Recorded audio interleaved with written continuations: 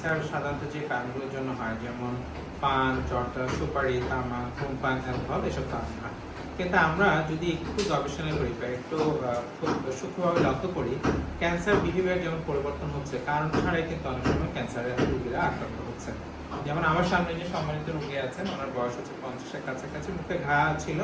আসসালামু আলাইকুম রহমতুল্লাহ। আপনার কি সমস্যা হচ্ছে বলেন তো একটু আমাকে। আমার সমস্যাটা আপনার বিগতে এখানে একটা দাঁত ছিল, বিগতে এটা লুপ্ত।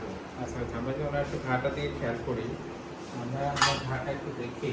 হ্যাঁ করেন তো বাবা। হ্যাঁ, ওনার একটু ঘাটার দিকে যদি একটু খেয়াল করি, এটা মানে পরিষ্কার বোঝা যাচ্ছে যে এটা ক্যান্সার। এবং ঘাটার মধ্যে একটু জীবাণুর মতো আছে, সাদা সাদা জীবাণু, একটু দুর্গন্ধ আছে। ঘাটা কিন্তু বড় হচ্ছে, ব্যথা করে। এবং আমরা যদি দেখি একটু রক্তক্ষরণের কিন্তু চিহ্ন আছে। তো এটা কিন্তু একদম আমরা যে মুখের যে অংশগুলো আছে, এটা বেশ কিছু অংশ, যেমন জিঞ্জিবা, তারপরে হচ্ছে কিছু রেট্রোমোলার ট্রায়াঙ্গল, বিভিন্ন মেডিকেলের ভাষা আমরা বলে থাকি, জায়গাগুলোতে ধরেছে। এবং চিকের যে গালের যে অংশটা, গালের কিছু অংশ আছে। তো এই ধরনের ক্যান্সারের ক্ষেত্রে কিন্তু এই ঘাটা কিন্তু দিনে রাতে বড় হবে, এবং এটা দিন দিন যখন বড় হবে এখানে ব্যথা করবে, ঘাটা থেকে রক্ত যাবে, খেতে কষ্ট হবে, খেতে ব্যথা হবে, এবং ওনার মুখে হাঁ করতে কষ্ট হবে। আমরা যে একটু দাঁতে দাঁত লাগান তো, হাঁ করেন, হাঁ বড় করে হাঁ করেন, হাঁ হাঁ করার ইয়েটা কিন্তু ওনার বেশ ভালো আছে এখন পর্যন্ত। তো এই ধরনের ক্যান্সারের ক্ষেত্রে আমাদের কিন্তু চিকিৎসাটা খুব জরুরি এবং দ্রুত চিকিৎসা নিতে হয়। এক্ষেত্রে কিন্তু অবহেলা করার কোনো সুযোগ নেই। যখনই আপনি কোনোদিন মুখে ঘা বা ক্ষত 3 সপ্তাহের বেশি থাকবে, কোনো ওষুধে ভালো হবে না, দিন দিন বড় হতে থাকবে, ব্যথা করবে, রক্ত যাবে, তখন কিন্তু অবশ্যই চিকিৎসকের পরামর্শ নেবেন।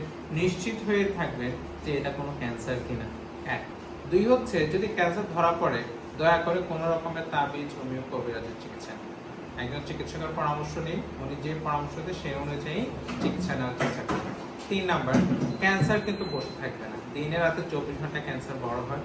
সো ক্যান্সারকে কিন্তু আপনি ভয় পেলে হবে না, ক্যান্সারকে জয় করা শিখতে হবে, সাহসী হতে হবে, সচেষ্ট হতে হবে।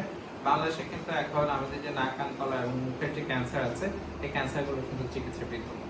সব রকমের চিকিৎসায় আছে, সেটাই আছে, যদি দরকার হয় রেডিওথেরাপি এবং কেমোথেরাপি, সেগুলো কিন্তু আছে। আমরা ক্যান্সার চিকিৎসা সম্পর্কে জানি, ক্যান্সার রোগীদেরকে সাহায্য করার চেষ্টা করি, সহযোগিতা করার চেষ্টা করি, সামাজিকভাবে ওনাদেরকে স্বাভাবিকভাবে আমাদের মতো করে বসবাস করার সুযোগ করে দিই। অনেক অনেক ধন্যবাদ। আসসালামু আলাইকুম।